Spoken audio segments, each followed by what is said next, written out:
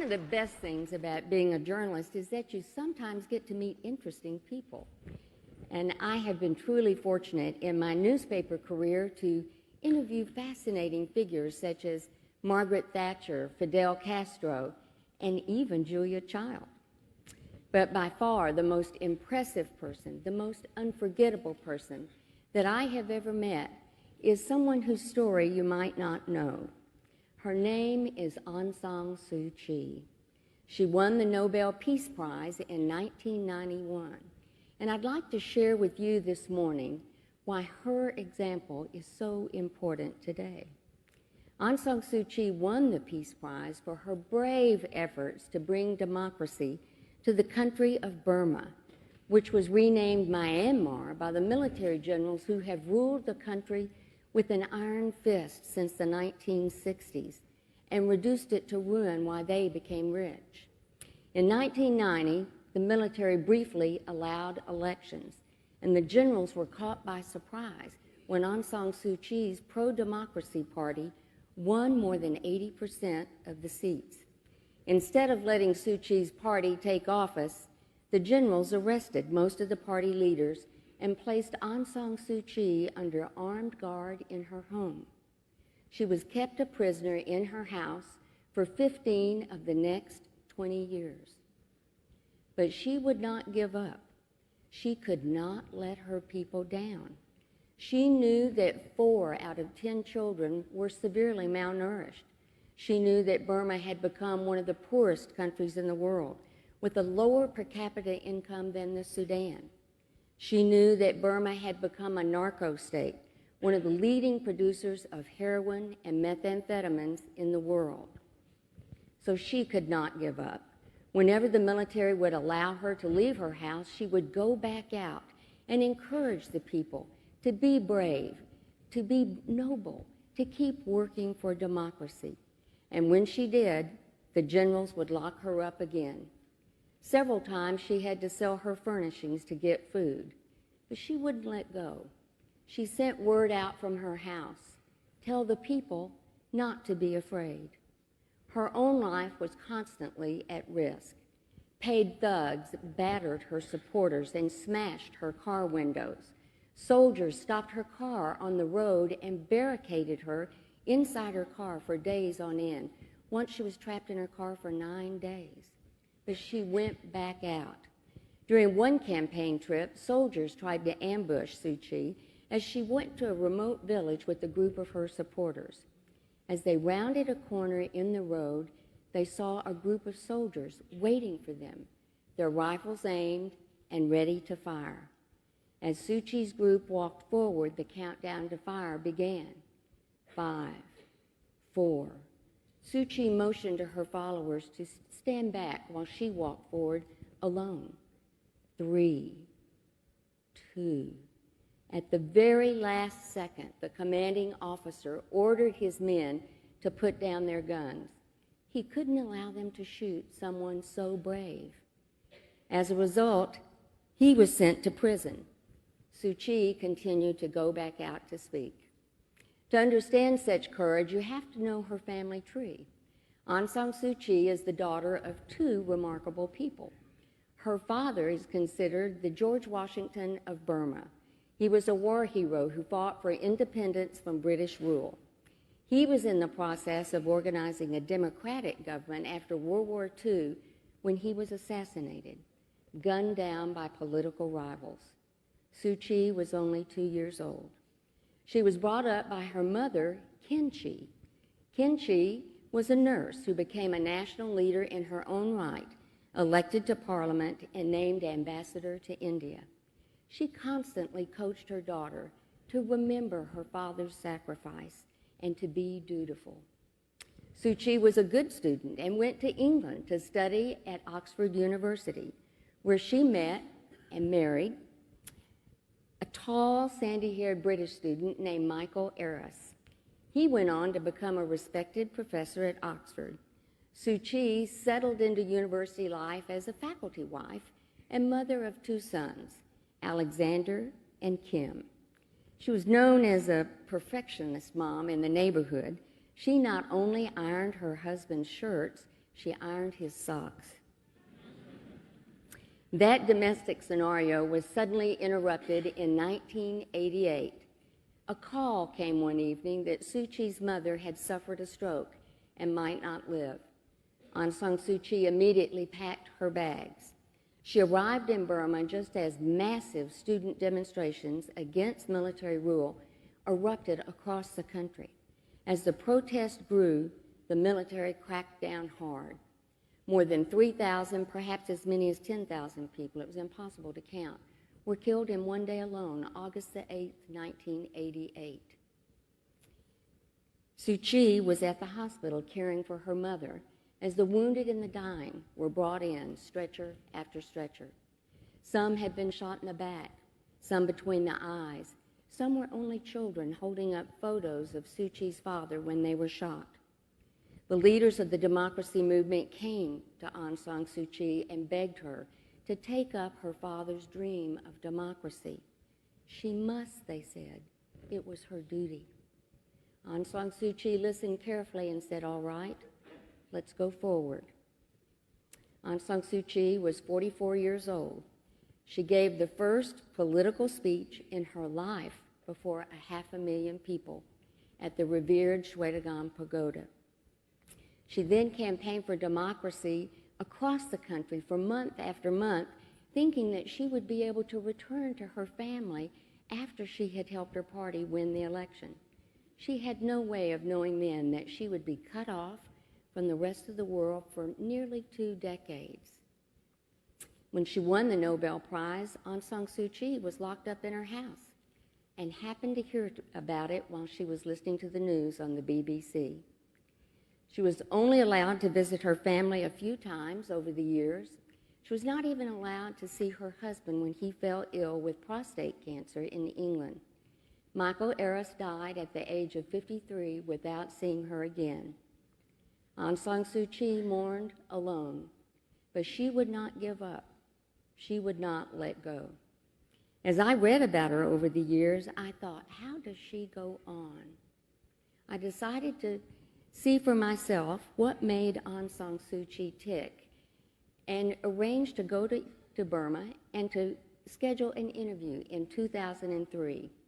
I had to operate a little bit under the radar because at that time, no press visas were granted and you could be arrested for interviewing activists.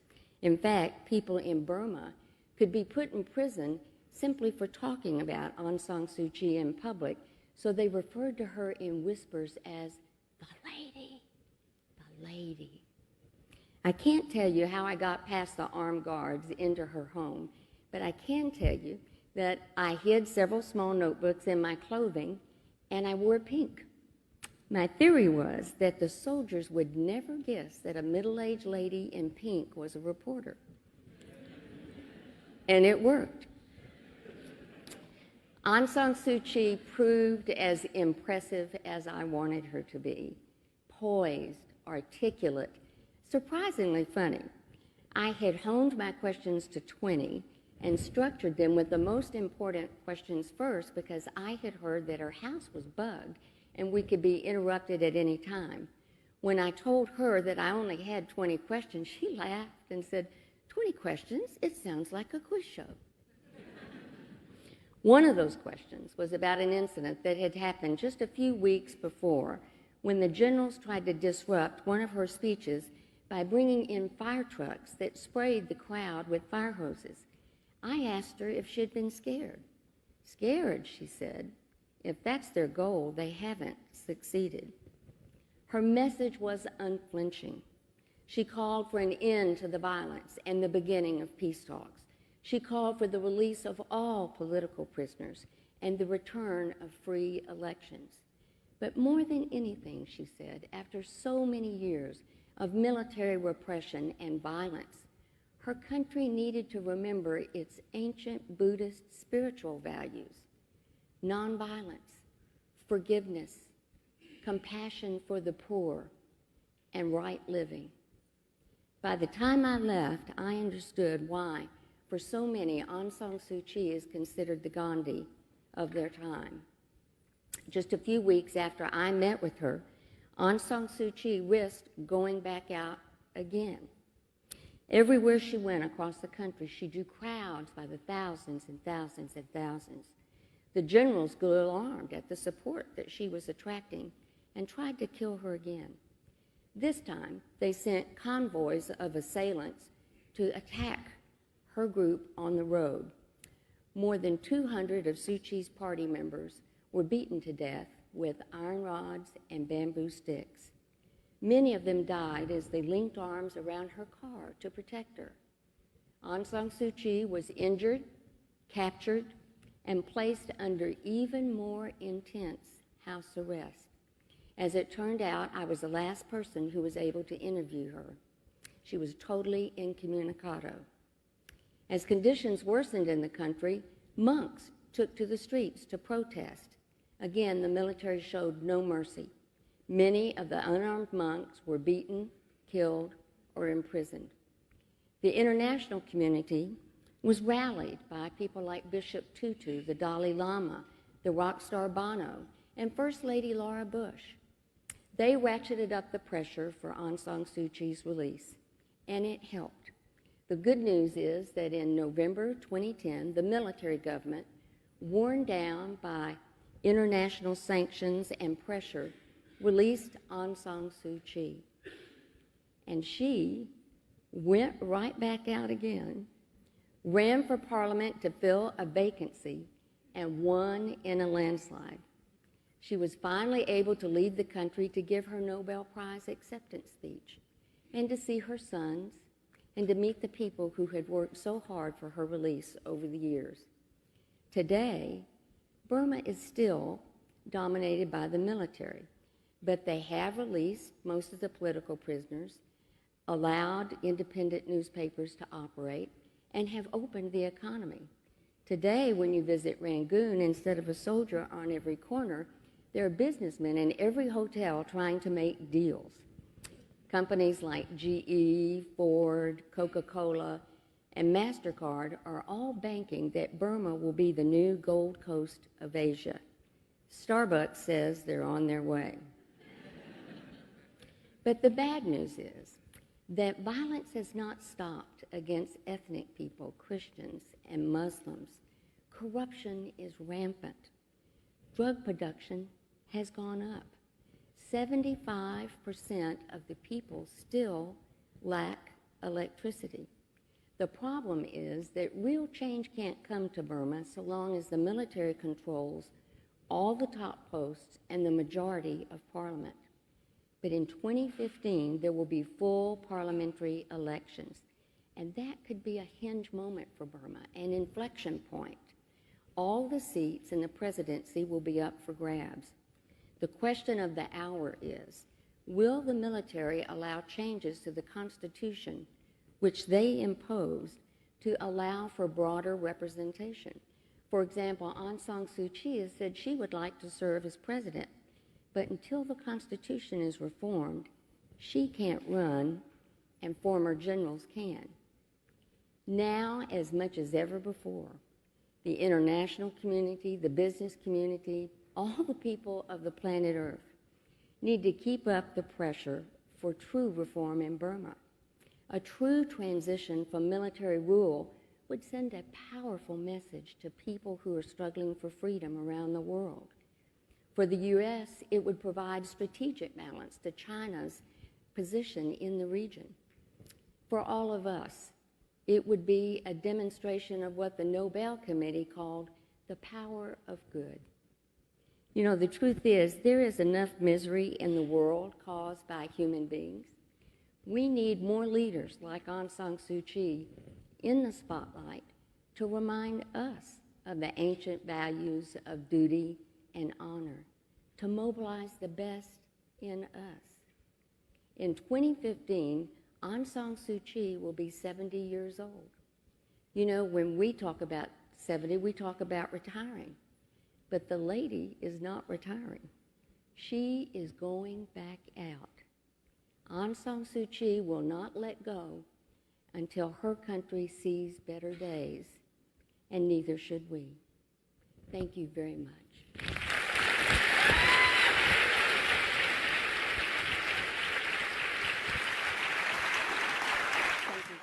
မျောလင်းချက်တစ်စုံတရာမပါဝင်ပါလေပေးဆက်ခါသာရင်မပြောလဲကျော်လွန်နိုင်မိခက်ခဲတိုင်းရှင်တွေကမြတ်တာတရားနဲ့မျောလင်းချက်တစ်စုံတရာမပါဝင်ပါလေပေးဆက်ခါသာရင်မပြောလဲကျော်လွန်နိုင်မိခက်ခဲတိုင်းရင်တွေကသစ္စာတရားနဲ့ပေးဆက်လာ